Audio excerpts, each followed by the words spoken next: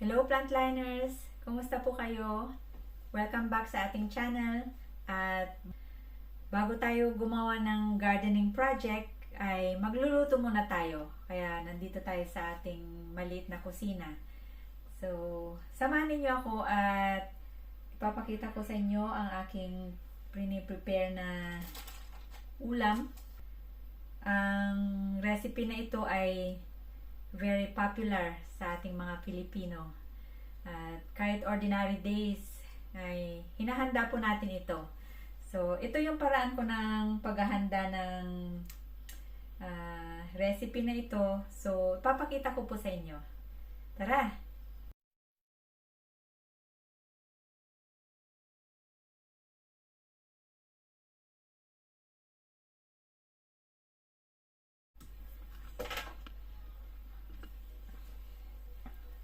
So, ito po siya.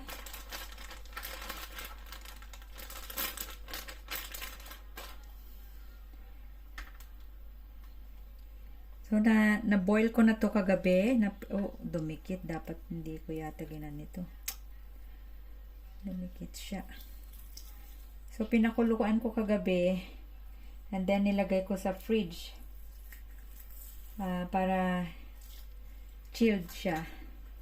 Ito ang nilalagay ko sa ilalim ng laman.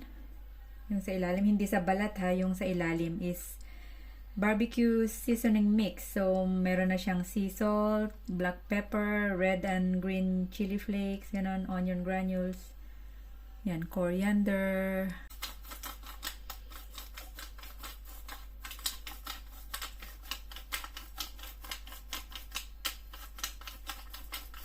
Yan.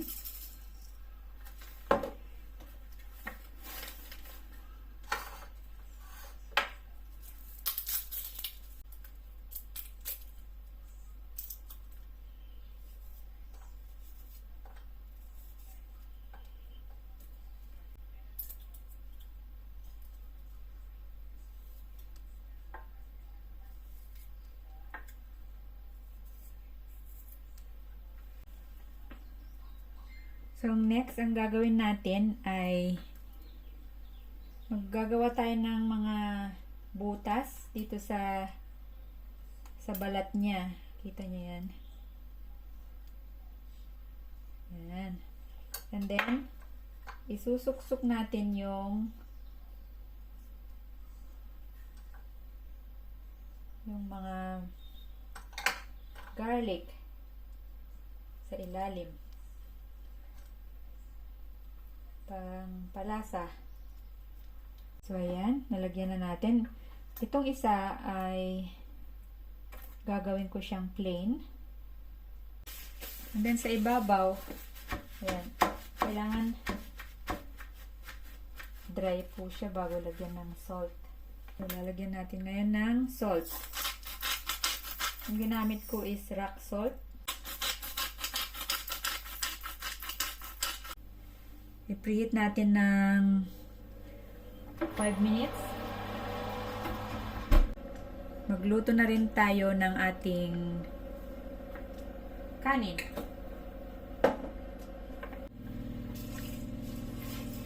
Napanood ko yung vlog ni Inday Roning about yung hugas bigas na idilig sa ating mga orchids, ganon, sa ibang halaman. So, itatry ko yon. I-save ko itong hugas bigas.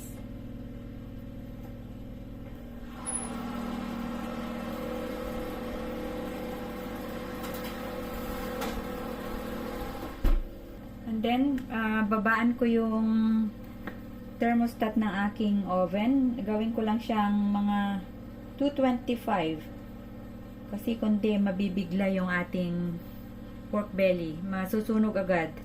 I-oven natin ng 1 hour. Pwede namang buksan once in a while, tapos after 1 hour check natin. Ang next na lutuin natin ay pinakbet. Ay, walang kalabasa, so hindi ko alam kung pinakbet to. Dinengdeng na lang, ganun, sa Ilocano. Ginisa po. Gawin ko na lang siyang ginisa. May malunggay. Meron, alam niyo po, meron ng Asian shop dito sa amin. So, nagkikrave ako ng mga gulay natin. Ganon. Ito yung maliliit na talong. Kasi dito yung mabibili mo yung sobrang laki na isa lang. Kasya na. Then, meron din ako nitong kamatis, sibuyas. Saka, ito, meron ding kamote pala ang ilalagay ko instead na kalabasa. Ito po yung aking sitaw. So, maglagay ako dito ng enough lang. So, kalahati. Kasi marami yun. Pwede pang isang batch. So, yan. Ganyan. And then,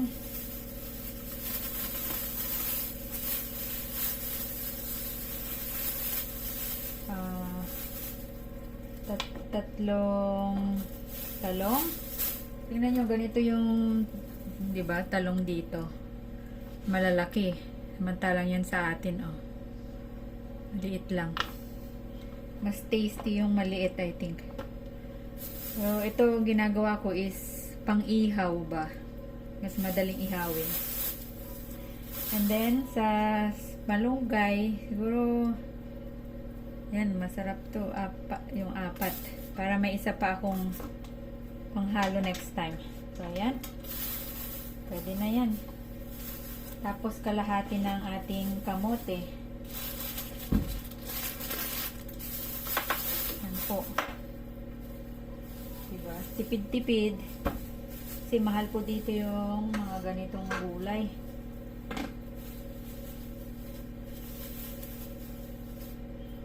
Kung makapagtanim sana. Dati nagtanim po ako ng ganito, ng sweet potato, kamote. So, naka-harvest ako kasi ganyan, no, ibabad mo sa tubig. Nag-root siya, tas tumubo. Mga ilang tangkay, ang nakapagtanim naman, natikman ko naman ng isang, di ba yung pasingawan na talbos? Nakatalbos ako ng once.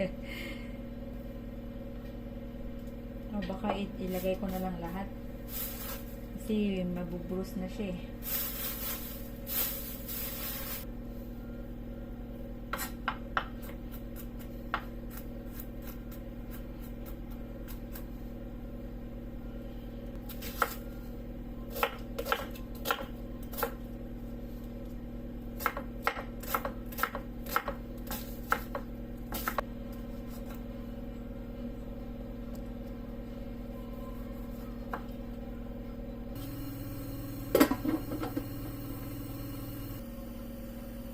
Nakakamiss to. Next time na umuwi ako, magdala ako ng buto at itanim ko dito. Kasi, or maybe mag-propagate tayo from stem. Try ko kung makalusot sa airport. Custom. Alam nyo noon, nakalusot naman yung nakatubo na ng buko, nyug. Nakalusot yun eh. Ayan po. Kaya dapat binabantayan nyo po yung luluto. Ako po si Neneng Sunog. Ayan o. Halos kalahati yung aking nasunog. Ito-dry ko lang yung top niya, yung mantika niya.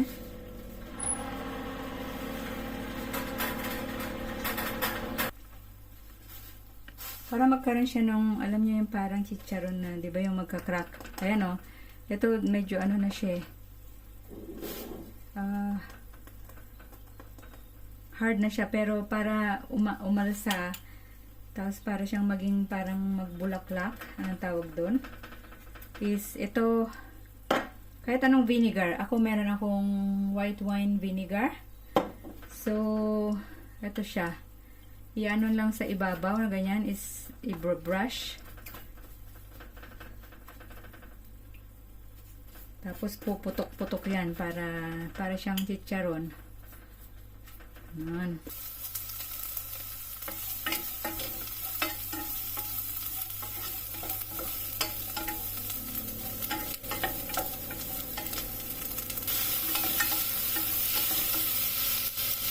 aking homemade na mackerel bagoong.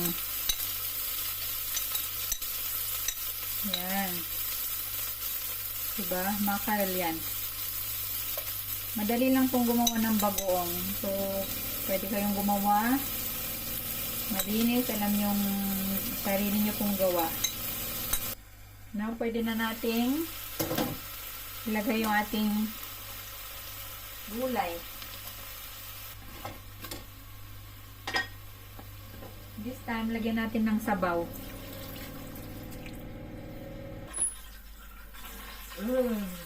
Ayan o.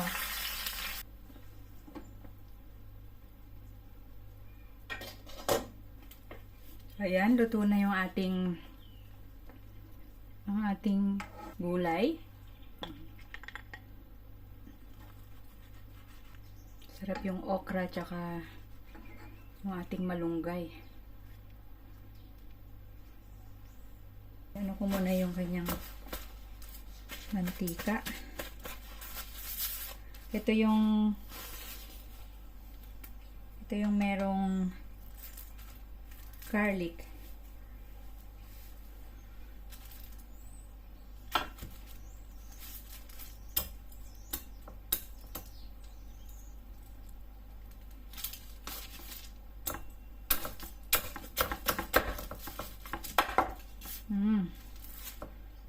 Pag mainit yata, hindi pa gaanong pwedeng ihiwa.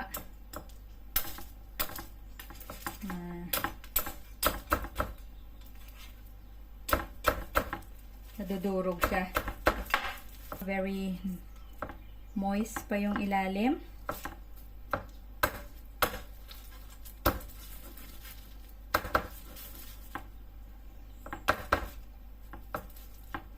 Mainit. So, kailangan palamigin muna ng konti. Check natin yung yan o. Para siyang lechon din ano. Yan. Try natin.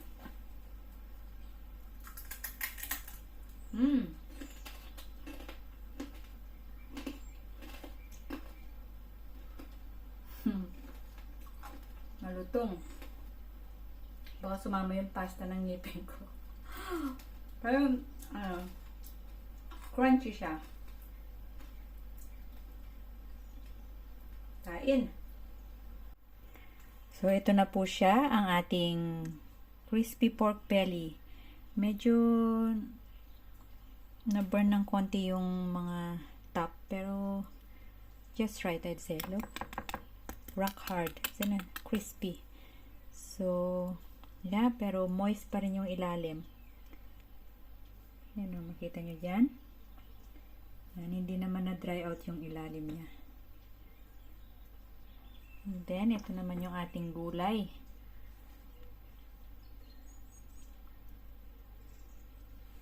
Ano nating jasmine rice.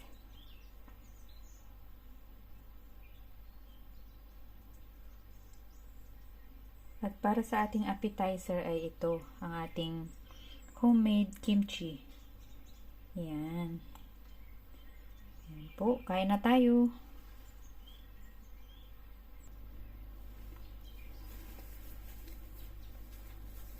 So, maraming salamat sa inyong panonood sa araw na ito sa ating pagluluto at paghahanda. At itong mga gulay na ito, gusto ko ring makapagtanim ng sariling pananim ng ating mga gulay.